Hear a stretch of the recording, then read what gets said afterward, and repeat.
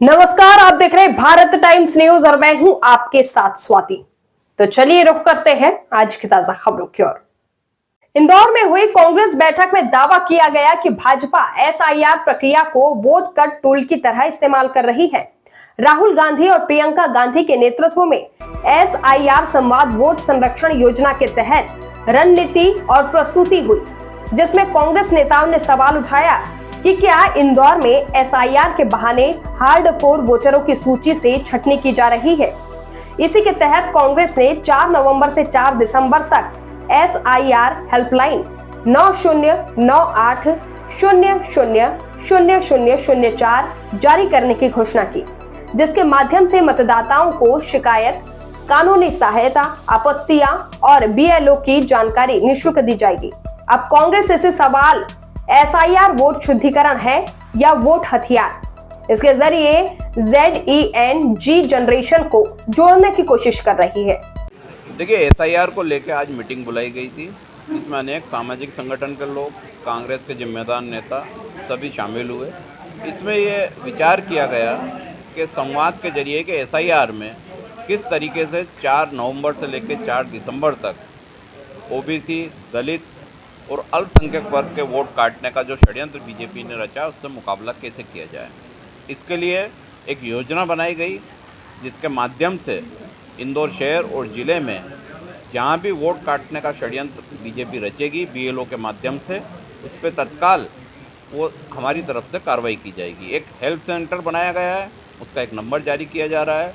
उसके माध्यम से जो भी मतदाताओं को नाम अगर काटने की संभावना बनती है, या उनका नाम नहीं जोड़ा जाता है, या उनके घर बीएलओ नहीं आते हैं, या उनसे दुर्व्यवहार करते हैं, या उनसे पक्षपात करते हैं, तो तत्काल हमारा हेल्प सेंटर संज्ञान में लेके कार्रवाई करेगा। किसी को आपत्ति लगाना है तो उसी नंबर से वो आपत्ति भी लगा सकेगा। किसी तरह का और उसको खतरा है कि उसके नाम कम किए जा सकते हैं, उसके नाम हटाए जा सकते हैं, तो उस पर तत्काल ये हेल्प सेंटर एक्शन लेगा। ये पूरी योजना बनाकर हमारी कोशिश है कि तीनों वर्ग के वोट हम संरक्षित कर सकें और वो वर्ग के वोट जाया ना हो। इंदौर के अलावा एमपी में भी इस प्रकार की कोई मुहिम चल रही है? देखिए, निश्चित तौर पर कांग्रेस पूरे मध्य प्रदेश में भी इस तरह की मुहिम चलाएगी, क्योंकि बहुत ज़रूरी है कि अगर जिस तरीके से बिहार में 65 लाख वोट हटाए गए, वो कहीं ना कहीं गरीब वर्ग के वोट थे, कांग्रेस के हार्ड कोर वोट थे, उनको काटा गया और षड्यंत्र रचा गया। वही मध्य प्रदेश में अब करने की कोशिश की जा रही है कि 55 से 60 लाख वोट वो कम करने की कोशिश इस एसआईआर के जरिए कर रहे हैं। हमारी कोशिश यही है कि जो सही है मतदाता सूची का शुद्धिकरण वही हो। जानबूझकर बीजेपी का षड्यंत्र जो रचा गया, उसके माध्यम से बीएलओ को हथियार बनाकर वोट कम ना किए जाए। अभी जो लोकसभा में जैसे विधानसभा के जो चुनाव हुए, इन लोगों की लोग सीट कांग्रेस हारी है, क्या लगता है इसमें हारी? देखिए, वो बहुत सारी जांच का विषय चल रहा है, उस मामले को लेके कई जगह कई आरोप हैं, लेकिन एसआईआर तो जो आज हो रहा है, वो साफ साफ दिख रहा है कि आप वोट कम करने के लिए कर रहे हैं, वोट बढ़ाने के लिए नहीं कर रहे हैं।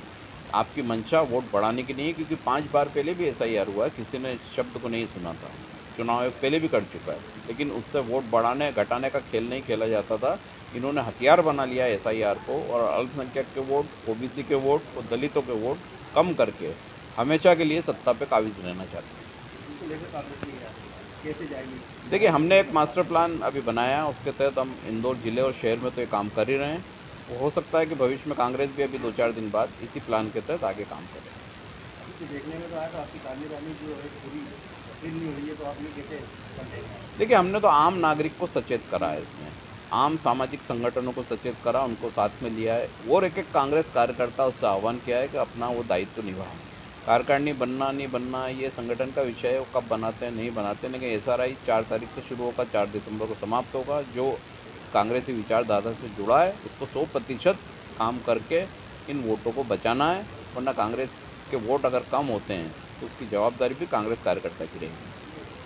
देखने में तो ये भी आ रहा है कि वो आज आप जो मीटिंग में गए, तो इसमें कितने मतलब समाज के अलग अलग लोग आए? देखिए, कई मुस्लिम समाज का है, बोहरा समाज का है, अन्य लोग कई शामिल हुए, कई सामाजिक संगठन के लोग थे, कुछ इंटक के भी लोग थे, इंटक के पदाधिकारी थे, कम्युनिस्ट थे, सभी लोग आए हैं, और सभी लोगों ने एजुकेशन सोसाइटी के लोग थे।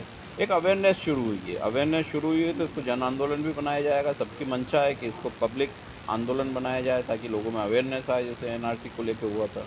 तो निश्चित तौर पर एसआईआर में वोट बढ़ें, शुद्धिकरण हो, लेकिन जानबूझकर अगर किसी भी समाज के, किसी भी वर्ग के वोट काटे जाते हैं, तो वो उसको रोका जाए। अभी तो सुनने में आते थे, ये भी आया था कि आप भी तैयार कर लो कांग्रेस से कार्यकर्ता हो, मान लो या कोई भी मान लो, वो बोल रहे थे कि यार आगे बहुत मजबूत है, बीजेपी बहुत मजबूत है, हम इनके घर में कैसे ध्यान लगाएं। देखिए इसके लिए आप क्या तैयारी देखिए सबकी अपनी मंशा होती है बोलने की। मैं तो कहीं भी इतने साल से कभी बीजेपी को कोई मजबूत नहीं मानता हूँ, ना ही किसी अन्य पार्टी को या अन्य दल को मजबूत मानता हूँ। कांग्रेस घर घर में है, क्योंकि कांग्रेस सालों से है। कांग्रेस का परिवार में दखल है।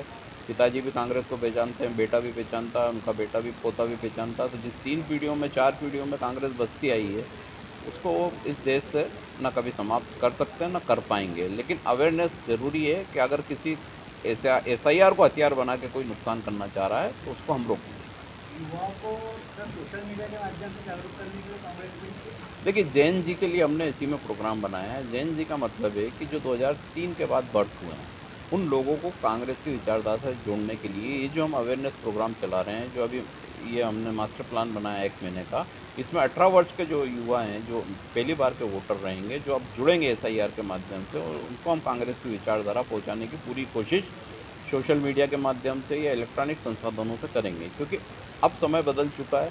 जिस तरीके से यूट्यूब, सोशल मीडिया का उपयोग बीजेपी ने करके दिग्भ्रमित करा युवा पीढ़ी को, अब हम उनको सही घटनाएँ, सही बातें बताएँगे। हेल्थ सेंटर जो की टाइमिंग वो 24/7 रहेगा। हाँ, 24/7 रहेगा, उसका नंबर भी हम जारी कर रहे हैं, और वो कॉल सेंटर से भी अटैच नंबर रहेगा।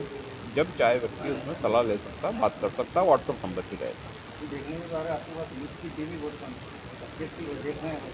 नहीं, ये देखिए होता क्या है कि जब सत्ता में कोई रहता है, तो वो निश्चित तौर पर प्रभावित करता है। बीजेपी यहाँ लगभग 25 साल हो जाएँगे, अगला चुनाव आएगा। तो अभी भी जो अगर यूथ कांग्रेस से जुड़े हुए हैं और यूथ कांग्रेस के साथ काम कर रहे हैं, और इतने लोग आज जो संगठन के अलग-अलग समाज के लोग आए हैं, तो इसका मतलब कि कांग्रेस घर-घर में है।